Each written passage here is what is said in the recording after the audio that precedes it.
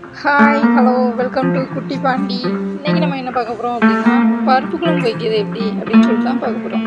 ஒரு குறைஞ்ச டயத்தில் ஈஸியாக அண்ட் டேஸ்டியாக வைக்கிறது எப்படி அப்படின்னு சொல்லிட்டு தான் பார்க்க போகிறோம். அதுக்கு தேவையான பொருள், அதுக்கு நான் முதல்ல துவரம்பருப்பு எடுத்து அதை நல்லா வாஷ் பண்ணி எடுத்துக்கிட்டேன்.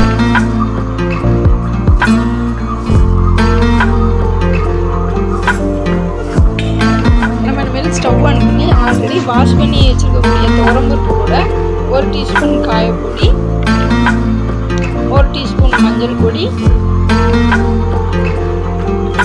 ரெண்டா கட் பண்ணி வச்சுருக்கக்கூடிய பூண்டு எல்லாத்தையும் ஒன்றா சேர்த்துக்கிட்டு, ஒரு தக்காளி பழம், ரெண்டா கட் பண்ணி வச்சுருக்கக்கூடிய சின்ன வெங்காயம், அதுக்கடுத்து 3 பச்சை மிளகாவை ரெண்டாக கீறி நம்ம ஒன்றா சேர்த்துக்கிற வேண்டியதுதான். அது கூடவே நம்ம கட் பண்ணி வச்சுருக்கக்கூடிய சின்ன வெங்காயத்தையும் ஒன்றா சேர்த்துக்கிற வேண்டியதுதான்.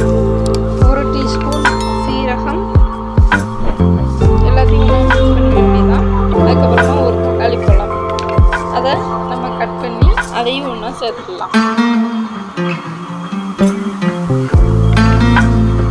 பாருங்க, இப்போ நல்லா கொதிச்சு வந்துருச்சு. கொதிச்சு வந்த டயத்தில் நம்ம பெப்பர் பொடி சேர்த்துக்கலாம். நான் 2 டீஸ்பூனில் சேர்த்துக்கிட்டேன். கொஞ்சமாக உப்பு சேர்த்துக்கலாம்.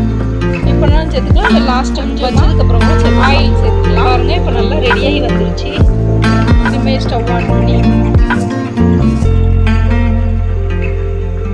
இப்போ கொஞ்சமாக கடுகு, உருட்டு உளுந்தம்பருப்பு, இது நல்லா சிவந்து வந்ததுக்கப்புறம் நம்ம வத்தல் சேர்த்துக்கலாம். நான் 2 வத்தலை பிச்சு வச்சுருக்கேன், அதை சேர்த்துக்கிட்டேன். அதுக்கடுத்து நம்ம பொடியாக கட் பண்ணி வச்சுருக்கக்கூடிய சின்ன வெங்காயம், கொஞ்சமாக கருவேப்பிலை. இந்த தாளிசத்தை அப்படியே நம்ம பருப்பு குழம்புல ஒன்றா சேர்த்து நல்லா மிக்ஸ் பண்ணி எடுத்துக்கிடலாம். அவ்வளோதான், நம்ம ஈஸியாக டேஸ்டியாக அதுவும் குறைஞ்ச நேரத்தில் நம்ம ரெடி பண்ணிடலாம். நம்ம வீட்டுக்கு கெஸ்ட்டு வந்தால் கூட அவ்வளோ ஈஸியாக சீக்கிரமாக ரெடி பண்ணிடலாம். வீடே மணமணக்கும் பருப்பு குழம்பு ரெடி. இந்த மாதிரி செஞ்சு பாருங்கள், அசந்து போயிருவீங்க.